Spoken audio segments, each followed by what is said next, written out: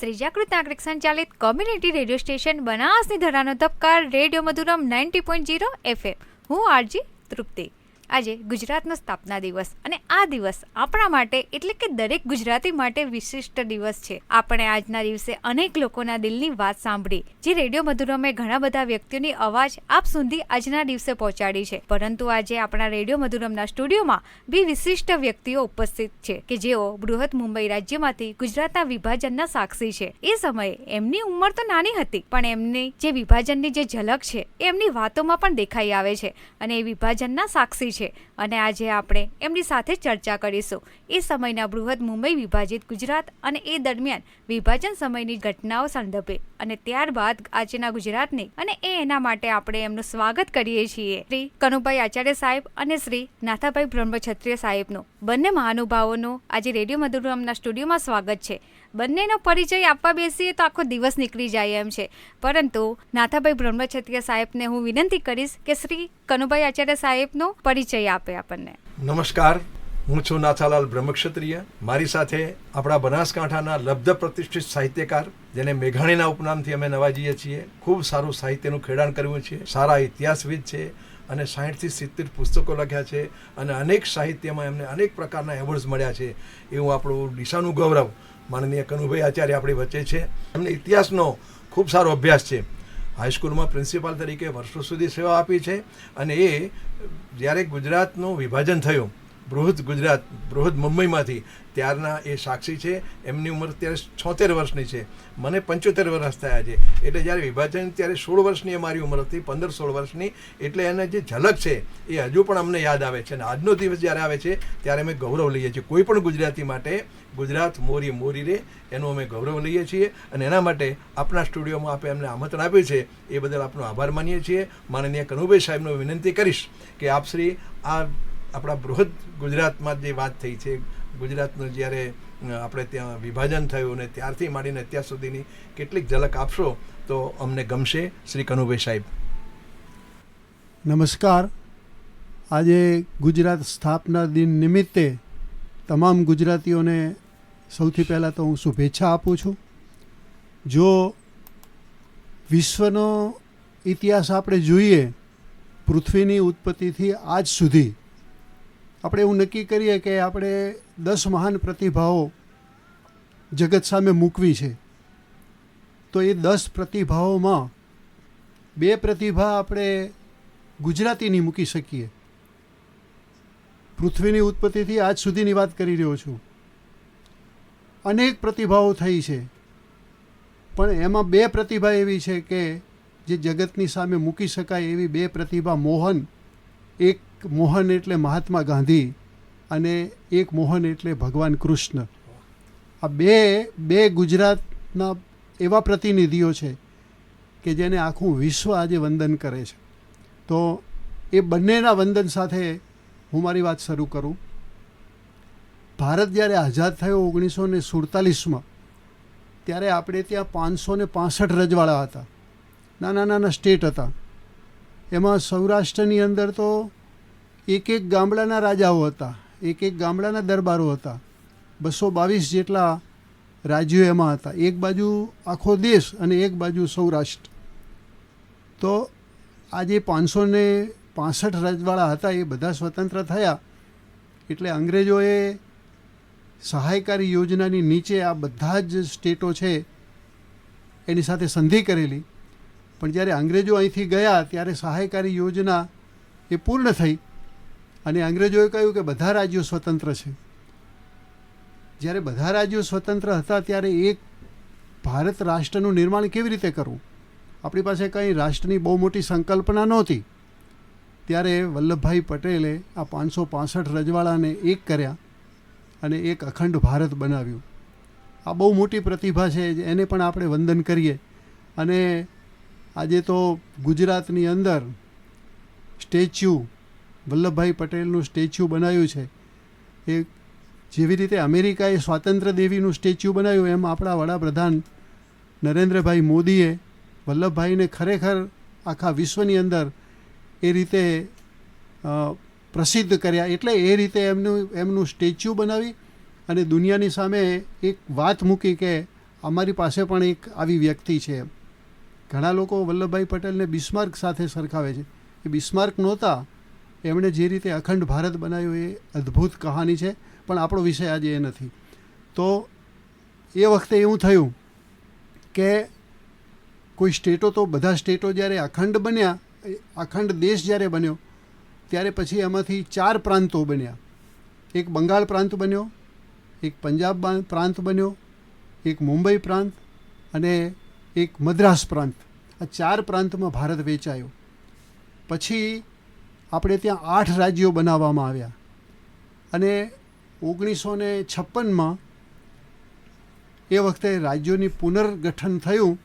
ત્યારે રાજ્યના પુનર્ગઠન વખતે આપણે ત્યાં ગુજરાતની અંદર એવી પરિસ્થિતિ હતી કે સૌરાષ્ટ્રનું એક અલગ રાજ્ય હતું, કચ્છનું અલગ રાજ્ય હતું અને બાકીનો જે ગુજરાત છે એ મુંબઈમાં હતો. 1956માં જ્યારે પુનર્ગઠન થયું ત્યારે ભાષાવાર રાજ્યો રચવા એવો એક વિચાર આવ્યો અને એ રીતે કેટલીક ભાષાઓને લઈને આ રાજ્યો રચાયા. એ વખતે પણ ગુજરાતમાં એવું થયું કે આપણા કચ્છ સૌરાષ્ટ્રને મુંબઈની સાથે મૂક્યું, હૈદરાબાદના કેટલાક જે પ્રદેશો છે એમને એની અંદર મૂક્યા અને કેટલાક મહારાષ્ટ્રના અને આંધ્રપ્રદેશના. આ રીતે બૃહદ મુંબઈ રાજ્ય બનાવવામાં આવ્યું. બૃહદ મુંબઈ રાજ્ય બન્યા પછી 1956માં જ્યારે આ થયું એના પછી ભાષા માટેના આંદોલનો શરૂ થયા. કારણ કે મુંબઈમાં મહારાષ્ટ્રના જે શિવસેના જ્યારે એ વખતે સ્થપાઈ અને એ લોકોને ભાષાનું ગૌરવ એટલું બધું, આમચી મુંબઈ એવો એક નારો ગુંજ્યો અને પોતાની ભાષાનું એટલું બધું ગૌરવ હતું એટલે એમને એમ થયું કે અમારી મરાઠી ભાષાનું મહારાષ્ટ્ર રાજ્ય અલગ હોવું જોઈએ. એ જ સમયે ગુજરાતની અંદર પણ ગુજરાતી ભાષાને માટે એક અલગ રાજ્ય હોવું જોઈએ એવી ચેતના ઊભી થઈ. ગામે ગામ આંદોલન થયા. એ આંદોલનના સર્વોપરી નેતા તો હતા હિન્દુ ચાચા. હિન્દુ ચાચાની આગેવાની નીચે મહાગુજરાત આંદોલન ઊભું થયું અને ગામે ગામ એ મહારાજ આ આંદોલન થયું છે. એ વખતે અમે તો નાના હતા, પણ અમે ઘણી વખતે એવું બનતું કે અમારા વારાઈ ગામની અંદર આખું ગામ બંધ રાખવામાં આવે અને પછી હાથમાં ઝંડા લઈને બધા મહાગુજરાત આંદોલન માટે નીકળે. એટલે ગુજરાતી ભાષાની પોતાની એક આઈડેન્ટિટી ઊભી થાય, ગુજરાતનું પોતાનું રાજ્ય હોવું જોઈએ. એ વખતે આ માન્યતા નીચે બહુ મોટું આંદોલન થયું. અમદાવાદની અંદર તો ઘણા બધા યુવાનો, કોલેજના યુવાનો પણ શહીદ થયા છે. એ રીતે ગામે ગામ લોકો જેલનું ભરોનું આંદોલન થયું. અમારા વારાઈમાંથી 2 જણા જેલ ભરો આંદોલનમાં ગયેલા અને અમે તો નાના છોકરાઓ હતા તો એમને વળાવવા માટે છેક રેલવે સ્ટેશન પણ ગયેલા, એ મને યાદ છે. અને એકનું નામ હતું ધારસીભાઈ હતો અને બીજા હતા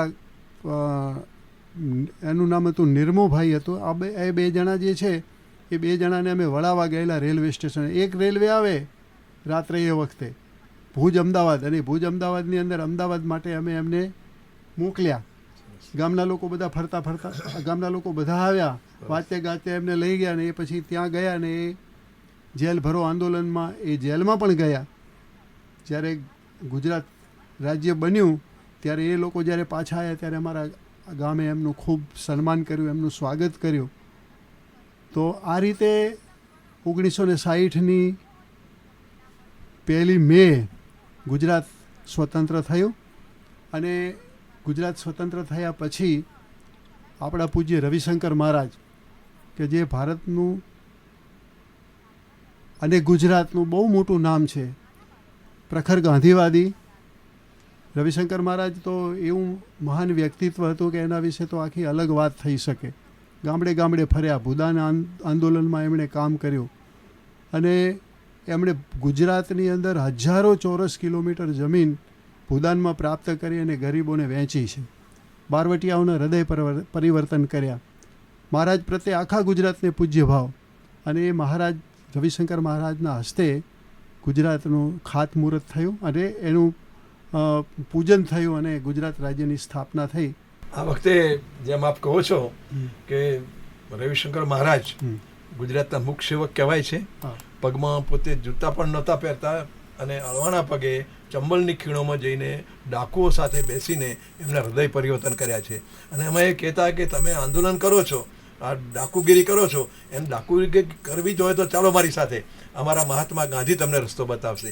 એટલે આપની પાસે ગાંધી વિઝન પણ ખૂબ સારું છે એવું અનુભવ કરું છું. તો આપ ગાંધીજી વિશે પણ થોડી વાત કરશો તો આજના શ્રોતાઓને ગમશે. શરૂઆતમાં જ મેં વાત કરી કે વિશ્વની અંદર જો 10 વ્યક્તિઓની પસંદગી કરવામાં આવે, મહાન પ્રતિભાશાળી વ્યક્તિ, તો એમાં 2 ગુજરાતીઓની પસંદગી થઈ શકે. એમાં તમે આઇન્સ્ટાઈનને લઈ શકો, એમાં તમે કાર્લ માર્ક્સને લઈ શકો, એમાં તમે ન્યૂટનને લઈ શકો, એમાં તમે બુદ્ધને લઈ શકો, એમાં મહાવીરને લઈ શકો. તો આવી 10 પ્રતિભાઓ છે, એમાંની 2 પ્રતિભા ગુજરાતી છે.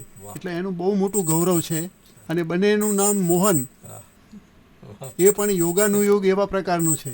અને એનાથી પણ આગળ વધીને વાત કરીએ તો દ્વારકા અને પોરબંદર નજીક નજીક રહેનારા, દ્વારકાનો કૃષ્ણ અને પોરબંદરના સુદામા, એ બેની જે મૈત્રી હતી, એવું ઘણું બધું આની અંદર આવું ગૂંથાયેલું છે. આ કાળની એક ગતિ છે, આ નિયતિનો એક કોઈ અવાજ હશે.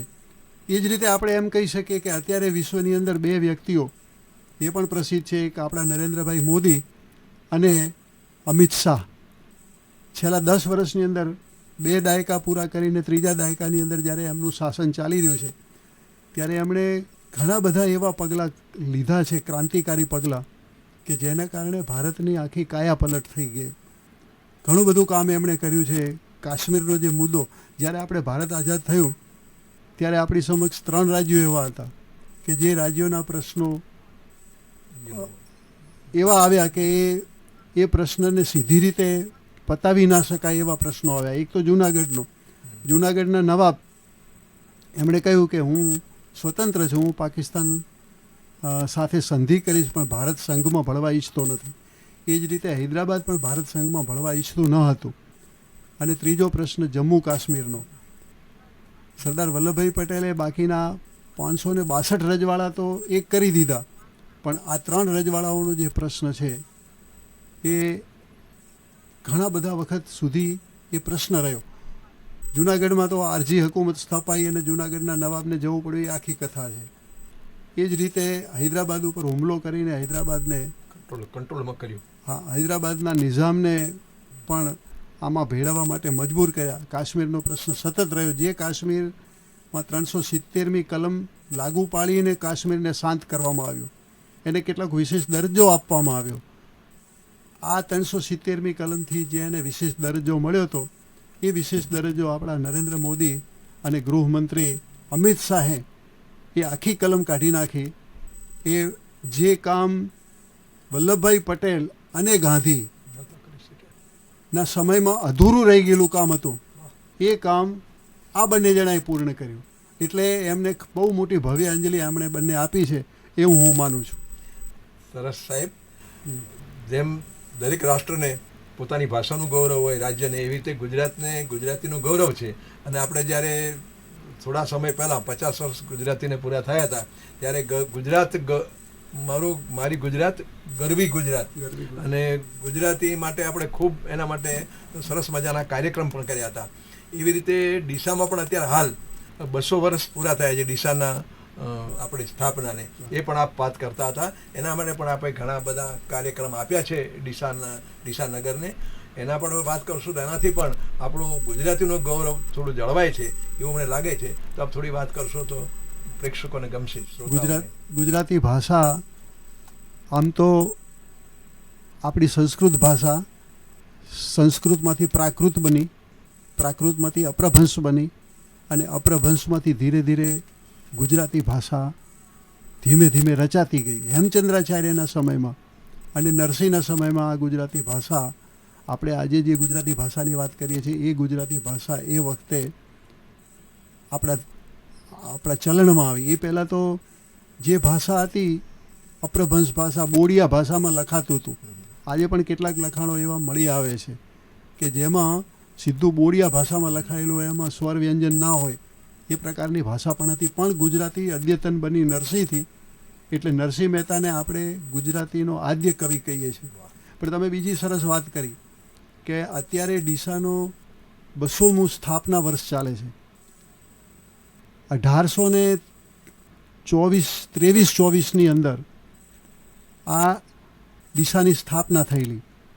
એવું બનેલું કે અંગ્રેજ સરકારને આ જગ્યાએ ભીલ, ખોસા, મીણા, ડફેર આવી જાતિઓ છે ને, આવી જાતિઓના હુમલા આ રાજ્યો ઉપર થતા હતા અને એનું સંરક્ષણ કરવાની જવાબદારી અંગ્રેજ સરકારની હતી. એટલા માટે કે અંગ્રેજ સરકારે જે સહાયકારી યોજના નીચે આ બધા રાજ્યોને એની અંદર સામેલ કરેલા, એ વખતે અંગ્રેજ સરકારે એવી બાંહેધરી આપી કે તમારું રક્ષણ અમે કરશું. તો સિંધીઓ, ડફેરો, ખોસાઓ, મીણાઓ જે રાજસ્થાનમાંથી આવતા હતા એમને નિયંત્રણ કરવા માટે એવી જગ્યાની જરૂર હતી કે જ્યાં બેસીને આ બધાનું નિયંત્રણ થઈ શકે. તો એવી એક લશ્કરી છાવણી એમને કેન્ટોનમેન્ટ બનાવવું હતું. તો કેન્ટોનમેન્ટ ક્યાં બનાવવું એના માટે અંગ્રેજોએ છેક અમદાવાદથી શરૂ કરી અને કચ્છ સુધી સર્વે કરાવ્યો. અંગ્રેજો એટલા બધા વિચક્ષણ હતા કે દરેક બાબતમાં ખૂબ લાંબો વિચાર કરતા હતા. તો એમણે અહીંયા કને એ વખતે બનાસ નદી વહેતી હતી, મોટું વિશાળ વૃક્ષોનું જંગલ હતું અહીં. આ જગ્યા જોઈ અને એમને હવા પાણી અહીંના બહુ સારા લાગ્યા, એટલે એમણે કહ્યું કે ડીસા કેન્ટોનમેન્ટની સ્થાપના અહીંયા કરવી. એ વખતે આ વિસ્તાર જે છે એ પાલનપુર નવાબના તાબામાં હતો. તો પાલનપુર નવાબને એમણે વિનંતી કરી અને 99 વર્ષના પટ્ટે આ જગ્યા ભાડે લીધી. આ જંગલો કપાયા અને અહીંયા ડીસા કેન્ટોનમેન્ટની સ્થાપના થઈ લશ્કરી છાવણીની 1823-24માં. એટલે અત્યારે ડીસા 2025ની અંદર એના 200 વર્ષ પૂર્ણ કરી રહ્યું છે. મેં ઘણી વખત પહેલાં પણ વાત કરી કે ડીસાનું 200માં વર્ષ દ્વિતીય શતાબ્દી વર્ષ ઉજવવું જોઈએ, પણ એમાં અમને બહુ સહયોગ નથી મળ્યો. પણ તેમ છતાં આજે આટલું યાદ આપે નાથાભાઈ સાહેબે જે વાત કરી એટલે મને યાદ કરવું ગમે છે. એટલે આપે સાહેબજી આપણે ડિસ્ટર્બ કરું છતાં આપે ઘણા બધા કાર્યક્રમો આપ્યા છે ડીસાને, એનું અમે ગૌરવ લઈએ છીએ. આપણે બહુ નસીબદાર છીએ કે કનુભાઈ સાહેબ જેવા સાહિત્યવિદ આપણને આજે મળ્યા છે ને આપણું બૃહદ ગુજરાત કે ગુજરાત મોરી મોરી રહે એનું ગૌરવ આપણને આપ્યું છે. સાહેબ અમે આપનો ખૂબ આભાર માનીએ છીએ. ખૂબ સારી અને સાચી માહિતી આપી છે એ બદલ આપનો આભાર માનીએ છીએ. આભાર સાહેબ. કાકા, મારો એક પ્રશ્ન છે. કાકા કહીશ તો ચાલશે ને? જ્યારે ગુજરાત રાજ્યની અલગ સ્થાપના થઈ, ગુજરાત રાજ્ય બન્યું, ત્યારે તે માહોલ કેવો હતો? ગુજરાત રાજ્ય જ્યારે બન્યું, એક આપને વાત કરું કે ભારત જ્યારે આઝાદ થયો 1947માં, એના પછી 20-25 વર્ષ સુધી કેટલાક ગ્રામ્ય વિસ્તાર એવા હતા કે જેને આઝાદીની સંકલ્પનાની પણ ખબર ન હતી. એટલે ગુજરાત માટેનું જે આંદોલન થયું એ આંદોલન મોટા ભાગે શહેરી વિસ્તારમાં થયું. ગ્રામ્ય વિસ્તાર એનાથી બહુ અલગ રહ્યો છે. હું વાત કરું કે 1947ની અંદર મેં એક લેખ લખ્યો હતો કે આપણે ત્યાં શૈક્ષણિક સંસ્થાઓ કેટલી હતી. તો પાલનપુરની અંદર અંગ્રેજોના કારણે રાણી એલિઝાબેથ છે અને રાણી એલિઝાબેથના જન્મની ઉજવણી માટે 1840માં પાલનપુરમાં સ્કૂલ સ્થપાઈ. ડીસાની અંદર 1853ની અંદર પહેલીવાર વર્નાક્યુલર સ્કૂલ સ્થપાઈ. અને રાધનપુરમાં આ બહુ મોટા સ્ટેટ, એ વખતે આપણે ત્યાં શું હતું, સ્ટેટ હતા. પાલનપુર સ્ટેટ, પાલનપુર એજન્સીની નીચે જે મોટા સ્ટેટ હતા એ 2 મોટા સ્ટેટમાં એક પાલનપુર સ્ટેટ અને બીજું રાધનપુર સ્ટેટ. રાધનપુરમાં માધ્યમિક શાળા 1910માં શરૂ થઈ, પણ 1947ની અંદર આપણે ત્યાં બહુ ઓછા શહેરો એવા હતા કે જેની અંદર માધ્યમિક શાળા ના હોય. મેં સ્વાતંત્ર્ય સેનાનીઓ વિશે એક પુસ્તક કર્યું ત્યારે હું બનાસકાંઠાના સ્વાતંત્ર્ય સેનાનીઓની માહિતી લેવા ગયો. બહુ ઓછા બનાસકાંઠાના સ્વાતંત્ર્ય સેનાનીઓ મળ્યા. એટલે આપણે ત્યાં આઝાદીની સંકલ્પના બહુ ઓછી હતી. પણ તેમ છતાં મહાગુજરાત આંદોલનમાં જ્યારે લોકો જોડાયા ત્યારે એમને એટલી ખબર પડી કે આપણું એક ગુજરાત રાજ્ય થયું છે, આપણી ભાષાને એક આટલું મોટું ગૌરવ મળ્યું છે, એવી વાત લોકોમાં લાગી અને લોકોએ એનો ઉત્સવ પણ ઉજવ્યો છે. ખૂબ સરસ સાહેબ, તમે સારી વાત કરી કે આપણે આંદોલનથી થોડા દૂર રહેતા હતા, કારણ કે ગ્રામ્ય કક્ષામાં રહેતા હતા અને શહેર કક્ષાએ આંદોલનને ખૂબ વેગ મળતો હતો. પણ છતાં જ્યારે શિક્ષણનો વ્યાપની આપણે વાત કરી ત્યારે એ જમાનામાં પણ અંગ્રેજોએ સરસ મજાનું શિક્ષણ આપવાની એક શાળાઓ કરી હતી, પહેલ શરૂ કરી હતી અને એના ફળ સ્વરૂપ અત્યારે આપણે આજે વટવૃક્ષ માણી રહ્યા છીએ, સારી સારી સંસ્થાઓનું આપણે શિક્ષણ લઈ રહ્યા છીએ અને આપણે પણ એ સાધનનો ઉપયોગ કરીને સરસ મજાનો વિકાસ કરી રહ્યા છીએ. ત્યારે આપણે ખૂબ સરસ મજાની ઇતિહાસની વાતો કરી છે અને પ્રેક્ષકોને ખૂબ ખુશ કર્યા છે, ખૂબ સાચી માહિતી આપી છે. એ બદલ રેડિયો મધુરમ આપનો ખૂબ ખૂબ આભાર માને છે. મારે કાકા બીજો પણ પ્રશ્ન એવો હતો કે ત્યારે સ્કૂલો ઓછી હતી, ત્યારે શાયદ સાધનો પણ આટલા નહોતા, તો કઈ રીતે એ ટાઈમે તમે ભણવા જતા? આટલો બસ વ્યવહાર નહોતો, પણ લોકો ગામડાથી ચાલી અને બાજુની જે સ્કૂલો હોય એમાં જતા હતા. 1960 પછી 1960 સુધી બહુ ઓછા એવા નગરો, એટલે હવે અર્ધનગર એને કહીશું, હા હા, સિટી નહીં. હા હા, દાખલા તરીકે થરાદ છે, રાધનપુર છે, વારાહી છે, આ બધા અર્ધનગર જે કહેવાય એમાંથી બહુ ઓછામાં માધ્યમિક શાળાઓ હતી. પછી ધીમે ધીમે કેળવણી મંડળો સ્થપાયા અને શહેરની અંદર માધ્યમિક શાળા થઈ. એ વખતે આજુબાજુના ગામડાના લોકો પગે ચાલીને ભણવા જતા. હું પોતે વારાહીની બાજુમાં સાતપુરા ગામમાં રહેતો. હા હા, 5મા ધોરણથી 11મા ધોરણ સુધી સાતપુરાથી ચાલીને હું વારાહીમાં ભણવા જતો હતો. શાળાઓ જ ન હતી એ વખતે, હા હા, અને માધ્યમિક શાળાઓ તો ખૂબ ઓછા પ્રમાણમાં હતી. મહેસાણા જિલ્લાની અંદર શિક્ષણનું પ્રમાણ ખૂબ, કારણ કે મહેસાણા જિલ્લામાં ગાયકવાડ ખરા ને, એ ગાયકવાડની સત્તા હતી અને ગાયકવાડે એવું નક્કી કરેલું કે દરેક ગામની અંદર એક શાળા હોવી જોઈએ. ગાયકવાડે તો એવો નિયમ કરેલો કે જે વિદ્યાર્થી ભણે નહીં એ વિદ્યાર્થીના મા બાપને દંડ કરવો. હા હા, એટલે વિદ્યાર્થીને ફરજિયાત તમારે સ્કૂલમાં મૂકવું પડે. એના કારણે મહેસાણાની અંદર લોકો શિક્ષિત બન્યા. આજે આપણે ત્યાં બનાસકાંઠાની અંદર જ્યારે શાળાઓ શરૂ થઈ ને ત્યારે આપણી પાસે આપણા શિક્ષકોય નહોતા બનાસકાંઠાના. એ વખતે મહેસાણા જિલ્લાના અને સાબરકાંઠાના શિક્ષકો આપણે ત્યાં આવ્યા. આજે પણ મહેસાણાના સાબરકાંઠાના શિક્ષકો આપણે બનાસકાંઠામાં છે. બનાસકાંઠામાં શિક્ષણનું પ્રમાણ ખૂબ ઓછું હતું અને ગાયકવાડના કારણે ત્યાં શિક્ષણનું પ્રમાણ ખૂબ હતું. એટલે મહેસાણા જિલ્લો એકદમ ફોરવર્ડ બની ગયો અને એ લોકો ખૂબ શિક્ષિત બન્યા. આજે તમે ગમે ત્યાં જુઓ તો મહેસાણા જિલ્લાના શિક્ષિતો હશે એ ગાયકવાડના પ્રતાપે. આપણે ત્યાં શું હતું કે નાના નાના સ્ટેટ જે હતા ને એવા સ્ટેટોને શિક્ષણની કોઈ પરવા જ નહોતી. એમને શિક્ષણ શું છે એની ખબર નહોતી, સૂઝ પણ નહોતી પડતી મને, અને એમને સૂઝી નથી. પાલનપુર નવાબે જ્યારે પહેલી વખત 1840માં જ્યારે સ્કૂલ શરૂ કરી ત્યારે એ સ્કૂલ પણ અંગ્રેજોના દબાણને કારણે શરૂ કરી. અંગ્રેજોએ રીસર એમાં લખેલું છે પાલનપુર ડિરેક્ટરીમાં કે અંગ્રેજોએ કહ્યું કે કેટલાક સુધારા લાયા, તો પાલનપુર નવાબને કહેવામાં આવ્યું કે તમે એક સ્કૂલ શરૂ કરો, અને એમને સ્કૂલ શરૂ કરી. જ્યોર્જ 5th એનો જન્મદિવસ ઉજવાતો હતો. એના જન્મદિવસની અંદર જ્યોર્જ 5th ક્લબ કરી, એમાં પુસ્તકાલયો શરૂ કર્યા.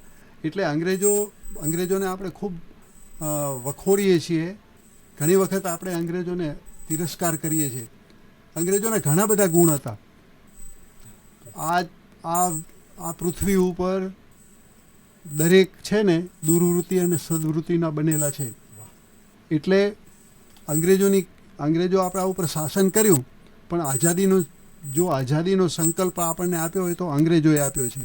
એક રાષ્ટ્રનો સંકલ્પ આપ્યો હોય તો અંગ્રેજોએ આપ્યા છે. શિક્ષણ આપણે ત્યાં એમને શિક્ષણ માટે જે શાળાઓ સ્થાપી અને આપણને શિક્ષિત બનાવ્યા, અદ્યતન બનાવ્યા, મોડર્ન બનાવ્યા, આપણે આ જગતને સાથે આપણી જાતને જોડી શક્યા, એ બધું એમના કારણે છે. એમને બનાવેલા પુલો, એમને બનાવેલી શાળાઓ આજે પણ આપણને માટે ગૌરવરૂપ છે. તો એમણે આવી શાળાઓ બનાવી, આપણને જ્ઞાન આપ્યું. અરે એક વાત તમને કહું કે ગુજરાતી ભાષાનો ઇતિહાસ, આપને નવાઈ લાગશે કે ગુજરાતી ભાષાનો ઇતિહાસ કોઈ લખ્યો જ નહોતો. રાજસ્થાનનો ઇતિહાસ આપણી પાસે નહોતો. કર્નલ ટોડ નામનો એક અંગ્રેજ અહીં આવ્યો. એ કર્નલ ટોડ ઇતિહાસકાર હતો. એને એમ થયું કે રાજસ્થાનને ગુજરાતને એનો તો કેવો સરસ ઇતિહાસ છે. એ ગામે ગામ ફર્યો કર્નલ ટોડ. ગામડાઓની અંદર ગયો, હાથી ઉપર બેસીને ફર્યો, બળદગાડામાં ફર્યો, પગે ચાલીને ફર્યો, અને એને કર્નલ ટોડે રાજસ્થાનનો ઇતિહાસ લખ્યો. ફારબસ સાહેબ એક આવ્યા. ફારબસ સાહેબે થયું કે ગુજરાતનો ઇતિહાસ જ નથી. ફાર્બસ સાહેબે ફાર્બસ રાસમાળા લખી, જેમાંથી આપણને ગુજરાતનો ઇતિહાસ પ્રાપ્ત થાય છે. આપણે આપણો ઇતિહાસ પણ સાચવી શક્યા નથી. જે કામ અંગ્રેજોએ કર્યું, બધી રીતે અંગ્રેજોને વખોડવા જેવા નથી. શાસન ભલે કર્યું, પણ એમના ગુણો પણ ઘણા બધા છે. અને આપણે તો હંમેશા બધાના ગુણો જોવા જોઈએ, દુર્ગુણો નહીં જોવા કોઈના. હું એવું માનું છું. સાચી વાત છે કાકા. તો કાકા, એ વખતે જ્યારે ગુજરાતની સ્થાપના થઈ ત્યારે તમે યુવાન હતા. ત્યારની યુવાનીમાં, મતલબ ત્યારના જે લોકો હતા અને અત્યારનો સમય તમે જુઓ છો, તો અત્યારના યુવાનમાં તમને શું ફરક લાગે છે? એના વિશે આપ શું કહેશો? મારો જન્મ 1949માં થયો, એટલે હું ગુજરાતની સ્થાપના વખતે 11 વર્ષનો હોઉં. અચ્છા, બરાબર. એટલે 11 વર્ષ છે ને, એટલે એ 11 વર્ષ એ કિશોરાવસ્થા અને યુવાની અવસ્થાનો સંધિ કાળ કહેવાય. હા, બરાબર. યુવાની પ્રવેશ કરતી હોય અને કિશોરાવસ્થા હોય, આ મુગ્ધતાનો પ્રદેશ હતો.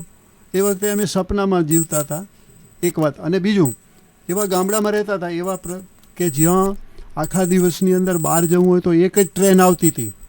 ભુજ પાલનપુર ટ્રેન આવે, રાત્રે 12 વાગે આવે, એ પાલનપુર કે અમદાવાદ જવા મળે, અને બીજે દિવસે એક ટ્રેન આવે, એ પાછી જાય. 2 જ ટ્રેન વ્યવહાર હતો. બસો ખૂબ ઓછી હતી. એટલે એ વખતનો જે સમય હતો, એ વખતના જે યુવાનો હતા, એની પાસે એક મર્યાદિત સ્વપ્ન હતા. પહેલી વાર જ્યારે હું અમદાવાદ ગયો, વારેમાંથી જ્યારે પહેલી વાર અમદાવાદ ગયો, હું 8મા ધોરણમાં ભણતો હતો. અમદાવાદ જઈને જ્યારે આવ્યો ને, ત્યારે બધા મારા વિદ્યાર્થીઓ વીંટાઈ વળ્યા. એટલે કે અમદાવાદ કેવું છે, અમદાવાદમાં શું હોય, કે અમદાવાદમાં રેતી નથી હોતી, નહીં તો લોકો વાસણ કેવી રીતે ઘસતા હશે, આવા પ્રશ્નો મને પૂછતા.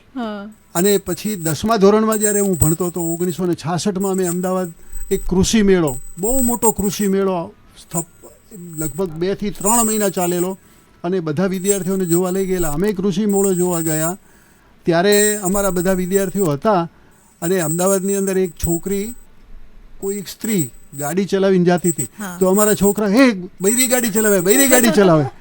આ અમારું અમને બૈરી ગાડી ચલાવી એ અમારા માટે એક આશ્ચર્યજનક વસ્તુ હતી. અને અમદાવાદ જ્યારે પહેલી વખત કોઈ જઈને આવે ને, તો બધા કે આ અમદાવાદ જઈને આવ્યો, જાણે મહાન કામ કરીને આવ્યો. એ પ્રકારની સ્થિતિ અમારી હતી. 1965, 67, 68 સુધીની વાત કરું છું, ત્યાં સુધી આ હતું.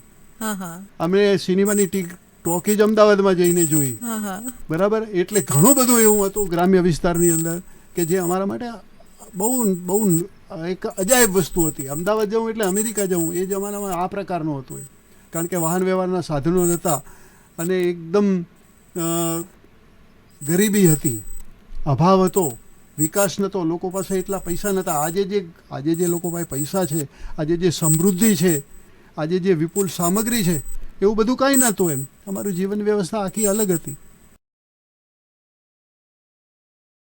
મને લાગે એ વખતે એવી માન્યતા હતી કે આર્થિક સમસ્યાઓનો અભાવ હતો, આર્થિક વસ્તુનો, પણ લોકોને એનું દુઃખ નહોતું.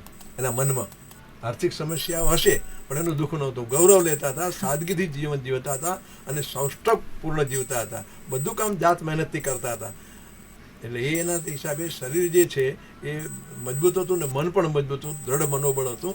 એટલા માટે ગુજરાત સાદગી એટલા માટે હતી કે કપડાં લેવાના પૈસા જ નહોતા. અને વર્ષની અંદર દિવાળી આવે ને, ત્યારે અમારે જ્યારે દિવાળી વખતે કપડાં સીવડાવે ને, પછી જ્યારે કપડાં દરજીનતા સીવવા આપીએ ને, ત્યારે 8 દાડા તો ઊંઘ નથી આપી. દરજીનતા જઈએ, મારું કપડું સીવ્યું, મારું પેન્ટ સીવ્યું, મારી ચડ્ડી સીવી, અને દરજી ના પાડે એટલે અમને તો એને ગાળો બોલવાનું મન થાય એવું થઈ જતું હતું. અને દિવાળીના દિવસે જ્યારે નવા કપડાં આવે, ત્યારે તો એમને લાગે કે જાણે અમે સ્વર્ગમાં પહોંચી ગયા. કારણ ગરીબી હતી, અભાવ હતો, બધું નહોતું. અને નહોતું એટલે એની પાછળનો રોમાંચ હતો. આજે મારી પાસે એટલે લોકો પાસે 50 જોડ કપડાં છે, હવે એને કપડાનો રોમાંચ નથી રહ્યો, કશું નથી રહ્યું. અને અમને જે એ વખતે કપડાં નહોતા, ત્યારે કપડું મળે ને તો 3 દિવસ સુધી તો આમ પકડીને હાથ ફેરવતા એના ઉપર. એટલો આનંદ હતો, એક રોમાંચ હતો. એ રોમાંચ ખતમ થઈ ગયો છે આજે એ રોમાંચ નથી. એમ તમને ગમે તે વસ્તુ લાવીને મૂકો, વસ્તુના ઢગલા થઈ ગયા તમારી સામે, રોમાંચ ખતમ થઈ ગયો. જે મૂળ રોમાંચ અમને હતો, એ પહેલી વાર સિનેમા જોઈએ ને, ત્યારે પહેલી વાર જ અમે ટોકીજ જોઈને આવ્યા, અને પછી એનો જે રોમાંચ હોય, દિવસો સુધી અમને એ સિનેમા, એ ટોકીઝ અમારા મનમાં ઘૂમ્યા કરે. બરાબર. અમદાવાદની સડકો ઉપર અમે પહેલી વાર જ્યારે 1966માં ચાલ્યા, અને પછી અમે બધા આવીને એ અમદાવાદની સડકોની જ્યારે વાત કરે અને એ વખતે જે રોમાંચ હતો એને મમળાવતા એ યાદોને એ બધું જ ખતમ થઈ ગયું છે. આજના જમાનાની અંદર આ વિપુલ સામગ્રીઓ વિપુલ વસ્તુને કારણે માણસનું જે રોમાંચ છે ને એ ખતમ થઈ ગયું છે. અને એ રોમાંચ ખતમ થઈ ગયો હોવાને કારણે આજનો યુવાન વ્યસનો તરફ ગયો છે. હા, એ વ્યસનો તરફ જવાનું કારણ એ છે કે એને ક્ષણે ક્ષણે કંઈક નવું જુએ છે, નવું મળતું નથી. એટલે એની માનસિક સ્થિતિ એવી થઈ ગઈ છે કે એના માટે કરીને આ બધું કરે છે. એ ડિપ્રેશનમાં આવીને આ બધું કરી રહ્યો છે. સાચી વાત છે કાકા. તો ત્યારે એ વખતે વ્યવહારો કેવા હતા લોકોના, ભાષાઓ કેવી હતી? ભાષા તો આપણે જે બોલીએ છીએ એ જ ભાષા હતી. આપણી ગુજરાતી ભાષાની અંદર આપણે કહીએ ને 12 ગાઉએ બોલી હા. બદલાય. તો આપણા બનાસકાંઠા જિલ્લાની અંદર તમે પાલનપુરની અંદર મુસ્લિમોની બોલી જુઓ ને હા, તો એક અલગ બોલી. હા તમે કાંકરેજ પછી દિયોદર તાલુકો, ભાભર, આ વિસ્તારના જે બોલી છે ને એ આખી અલગ પડે. વાવથરાદની બોલી અલગ પડે. હા અમારા વારાઈ છે ને વારાઈની બોલી અલગ પડે. વારાઈને મોટી જતોડા કહેવાતું. હા હા એની પછી ચોરાડ, એની બાજુમાં ચોરાડ છે તો ચોરાડ ઉપર વાગડની ભાષા, કચ્છી ભાષાની અસર હતી. અમારે ત્યાં જત હતા એટલે સિંધી ભાષાની અસર હતી. એટલે અમારી ભાષા સિંધીને મળતી આવે. એમાં ક્યારેક સ્ત્રીલિંગ કે પુરલિંગ બોલાતો હોય. હા, હા, આ પ્રકારની ભાષા હતી. બરાબર. આ સુઈગામ બાજુ તમે જાઓ તો ત્યાંની ભાષા તમને અલગ મળે. એટલે નાના વિસ્તારોની અંદર 12 ગૌએ બોલી બદલાય એમ ભાષા પણ બદલાતી હતી. એટલે કાકા ત્યારની ભાષામાં અને અત્યારની ભાષામાં કોઈ ફરક પડ્યો છે? હા, ફરક પડ્યો છે. હવે શિષ્ટ ભાષા લોકો બોલતા થયા છે. લોકો શિષ્ટ ભાષા ભણ્યા, ગુજરાતી ભાષા પાઠ્યપુસ્તકોમાં ભણ્યા, એના તમે ગીતો સાંભળો, સાંસ્કૃતિક કાર્યક્રમો જુઓ છો, એ લોકોની સાથે સંપર્કમાં આવ્યા, કોલેજોમાં ભણવા ગયા. એટલે ભાષાનું જે ભાષા છે ને એ ભાષાનું એનું જે સ્તર છે ને એનું અલગ થયું. ભાષા સુધરતી નથી. જે ગામડાના લોકો ભાષા બોલે છે એ બગડેલી ભાષા છે એમ નહીં માનવાનું. હા, એ એની પોતાની મૌલિક ભાષા છે. હા. અને એની પોતાની જે ભાષા છે એ ભાષા બોલે છે અને વટથી બોલે છે. એને પોતાના શબ્દોકોશ છે. એવા કેટલાય શબ્દો છે આજે ઘસાઈ ગયા છે. હવે આજે શબ્દો ચલણમાં નથી રહ્યા. પણ એ વખતે જ્યારે પ્રયોજાતા હતા ત્યારે એ ભાષાનું સૌંદર્ય અલગ હતું. એમ કાકા તમને એવા કોઈ શબ્દ યાદ હોય, એમાં કોઈ 2 કડી એવી રીતના 2 વાત કહો? એવા શબ્દો તો ગામડાની અંદર ઘણા બધા શબ્દો એવા બોલાય છે. હા, હા, હવે દાખલા તરીકે કે વલોણું છે તો વલોણા માટેના જે કેટલાક શબ્દો છે એ સમયે જ પ્રયોજાતા હતા. એ રીતે હવે બળદગાડું છે, બળદગાડાના જે કેટલાક શબ્દો છે એ શબ્દો રાસ છે એને એનું પરોણું છે અને પછી પેલું ઝૂંસરું છે. આ બધા શબ્દો એ વખતે પ્રયોજાતા હતા. ત્યારના લોકોમાં લાગણી કે એ કેવું હતું? અત્યારના લોકોમાં અને એ વખતમાં ફેરફાર ખરો? હા, એ વખતે લોકોમાં લાગણી,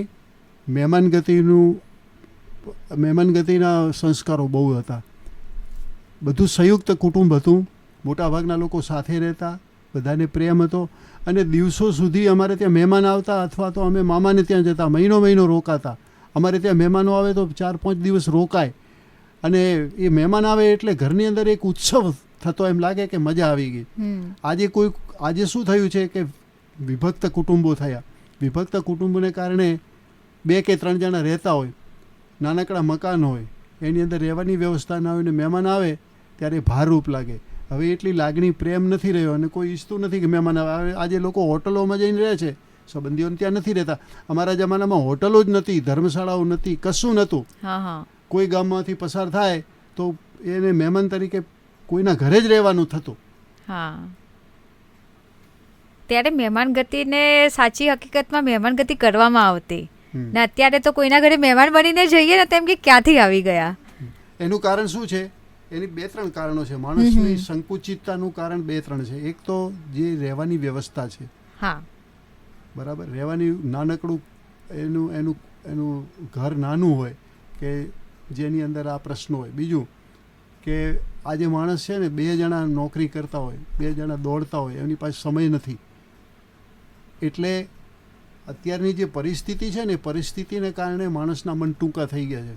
એમાં અનેક સંજોગો ભાગ ભજવે છે. હા, હા. આર્થિક પરિસ્થિતિ છે, નિવાસની પરિસ્થિતિ છે, પછી એને પોતાની જે આજુબાજુની જે સિચ્યુએશન છે એ બધા પરિબળો એમાં ભાગ ભજવે છે.